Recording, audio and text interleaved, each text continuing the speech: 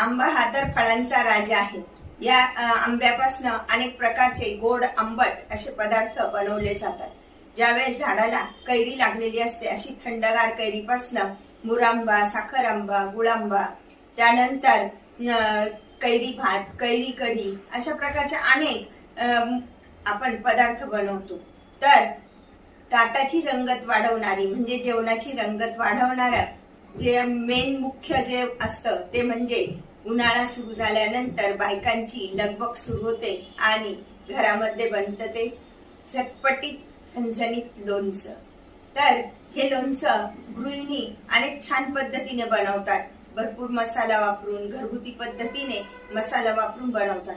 परंतु काहीतरी छोट्याशा कारणामुळे ते लोणचं खराब होतं किंवा फोडी मऊ पडतात किंवा बुरशी येते। तर अशा प्रकारच्या लोणच्याला बुरशी येऊ नये किंवा ते वर्षभर टिकावं यासाठी अनेक प्रकारच्या टिप्स वापरून आज आपण चटपटीत आणि खमंग असं कैरीचं लोणचं बनवणार आहोत।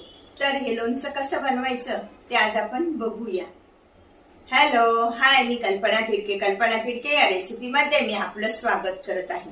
आज आपण बनवणार आहोत चटपटीत, खमंग व ताटाची रंगत वाढवणारं कैरीचं झणझणीत लोणचं। कच्च्या कैरीपासून अनेक चटपटीत, गोड आणि आंबट पदार्थ बनवता येतात।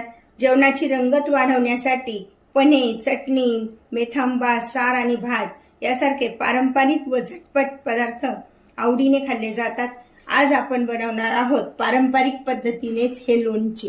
लोणचे बनवण्यासाठी प्रथम आंबे पाण्यामध्ये भिजत ठेवायचे, 2-3 तास भिजत ठेवायचे म्हणजे आंबा छान टणक बनतो। त्यानंतर चाकूच्या मदतीने किंवा आपल्याला जर फोडी बनवता येत नसेल तर अडकीत त्याच्या मदतीने त्या फोडी कापून आणल्या जातात। त्यानंतर अशा पद्धतीच्या ह्या फोडी स्वच्छ करायच्या पूर्ण, त्यामधल्या ह्या बिया ज्या असतात या कोळी तर त्या बाजूला करायच्या पद्धतीने स्वच्छ आणि अशा छान अशा फोडी तयार करून घ्यायच्या। आता ह्या फोडी तयार झाल्या, याला आपण मीठ आणि हळद लावून ठेवणार पद्धतीने ह्या फोडी छान अशा तयार करून घेतलेल्या आहे, पुसून पण घेतल्या आहे। त्यामधला अर्धा फोडी आपण या परातीमध्ये काढून घेऊया।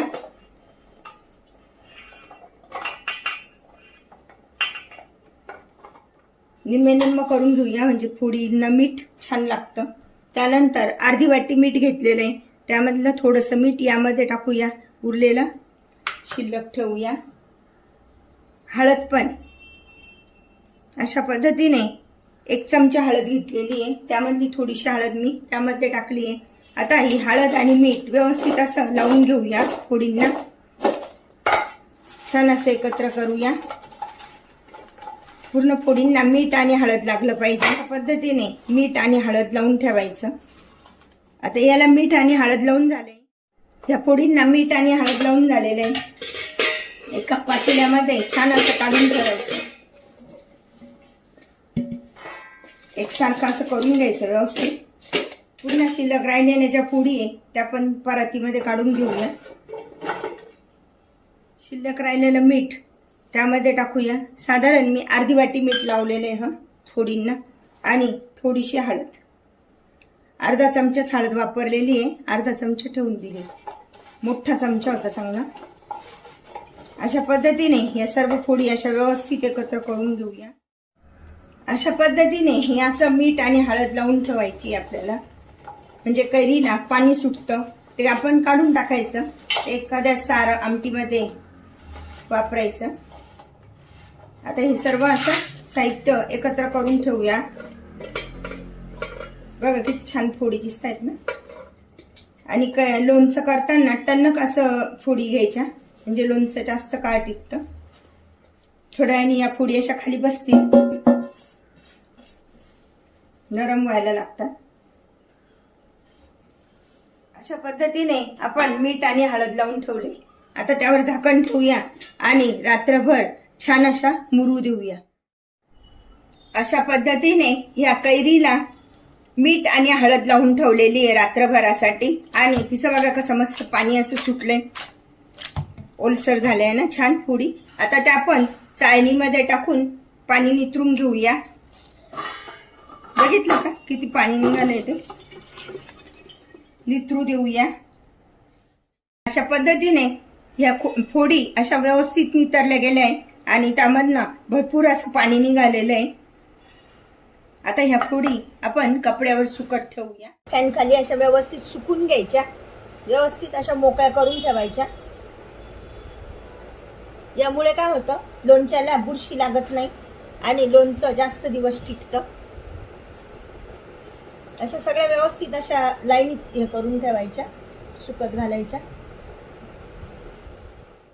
कैरीच्या फोडी सुकायला ठेवलाय, तोपर्यंत मसाला तयार करून घेऊया। त्यासाठी ही 250 ग्रॅम डाळ घेतलेली आहे आणि ती आता आपण थोडीशी परतून घेऊया, म्हणजे छान खार तयार होतो। अशा प्रकारे ही डाळ चांगली भाजून घ्यायची व्यवस्थित। आपल्या हाताला चटका लागेल इथपर्यंत भाजायची आहे, फक्त जास्त पण नाही भाजायची, नाहीतर मग मोहरीची डाळ कडसर लागते। मोहरीची डाळ अशी भाजून घेतल्यामुळे त्यातला जो ओलसरपणा असतो तो कमी होतो। हे बघा, अशी गरम झाल्यानंतर हाताला थोडा चटका बसतोय तर काढून घेऊया। चमचे बडीशेप, 1.5 चमचा जिरे, हे सर्व साहित्य आपण एकत्रच भाजून घेणार आहोत। तडतड आवाज येईपर्यंत आपण हे मसाले व्यवस्थित भाजून घेऊया। मी 1 चमचाच मेथी दाणे घेतलेले, 10 लवंगा, 10 मिरे, सर्व साहित्य व्यवस्थित एकत्र भाजून घेऊया। छान असा वास यायला लागलाय, म्हणजे आपले मसाले छान असे भाजून झाले। तर ते आता काढून घेऊया। अर्धा लिटर आपण तेल टाकून घेऊया। प्रथम थोडंसं तेल टाकून घेऊया, लसणाचा वगैरे आपण तडका देऊन घेऊया। 1 वाटी तेल टाकून घेतलेलं आहे मी अगोदर। अशा प्रकारे हे मसाले आता थंड झाले तर ते मिक्सरला प्रथम लावून घेऊया। खूप बारीक नाही पेस्ट करायची, थोडीशी जाडसरच ठेवायची। अशा प्रकारे हे मसाले बारीक झालेले, तर ते एका भांड्यात काढून घेऊया। त्या भांड्यामध्येच आपण मोहरीची डाळ पण थोडीशी बारीक करून घेणार आहोत, जास्त नाही बारीक करायची, थोडीशी करायची आहे। प्रकारे कमी जास्त करून ही मोहरीची डाळ अशी मोडून घेतलेली आहे। अशा प्रकारे हे तेल छान कडकडीत तापलं गेलंय। गॅस बंद करूया। प्रथम 2 मिनिटं थोडं शांत होऊ देऊया। अख्खे बडीशेप, लवंग आणि हे टाकल्यानंतर लगेचच त्यामध्ये लसूण टाकायचं आहे। थोडं जपून करायचं, तडकन उडण्याची शक्यता राहते। गॅस बंद करून ही क्रिया करायची आहे। अशा प्रकारे छान असा लसूण परतला गेलाय, तर तो मोहरीवर टाकून घेऊया। लसूण छान परतून घ्यायचा आहे व्यवस्थित। अशा प्रकारे हे असं पसरून ठेवायचंय। मध्ये मोहरी टाकली आहे, आजूबाजूला मसाला आणि मध्ये मीठ टाकलेले। तर आता आपण हा सुरसुरीत तडका मोहरीवर टाकून घेऊया, यामुळे मोहरी छान तळली जाते।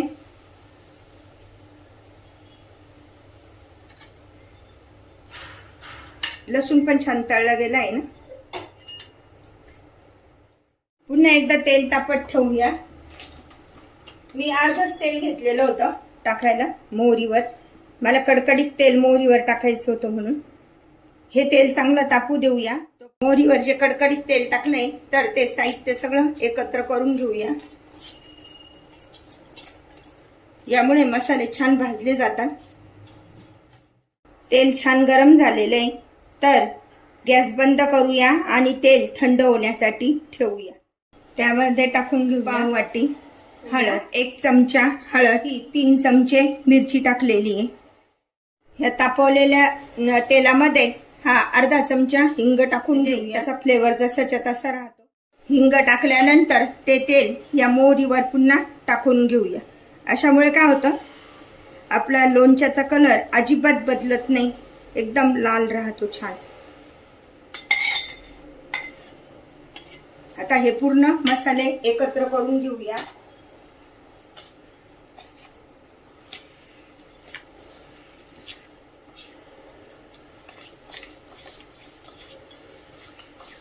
पद्धतीने हा लोणच्याचा मसाला छान असा तयार झालाय। मीठ कसं बेताने टाकायचं, आपण फोडी ज्या वेळेस हे करतो त्यावेळेस पण मीठ टाकलेलं राहतं। जर समजा कमी वाटलं तर थोडंसं मीठ टाकून घेता येतं। पद्धतीने आता सर्व मसाले छान असे एकत्र केले तर थंड होण्यासाठी ठेवूया. छान असे एकत्र केले गेले तर त्यामध्ये टाकून घेऊया ही 3 चमचे साखर. यामुळे लोणचं जास्त दिवस टिकतं आणि कलर खूप छान दिसतो. सिक्रेट गोष्ट टाकूनच आज आपण हे आंब्याचं म्हणजेच कैरीचं चटपटीत असं लोणचं बनवत आहोत. मसाला छान थंड झालाय तर त्यामध्ये आपण ह्या फोडी टाकून घेऊया. यामध्ये मी काय केलंय, ह्या ज्या कोळीचा जो भाग असतो ना त्याच्या फोडी असतात तर त्या अगोदर एकत्र करून घेऊया आणि शिल्लक राहिलेल्या मसाल्यामध्ये थोड्याशा टिचलेल्या किंवा ज्यांना कोळी नाही म्हणजे हे नाही तर तशा फोडी आपण टाकून घ्यायच्या, म्हणजे लोणचं आपलं जास्त दिवस टिकतं.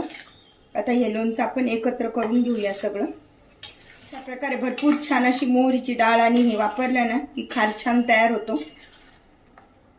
तेल आणि मिठाचं प्रमाण जर योग्य असेल ना तर लोणचं जास्त दिवस टिकतं.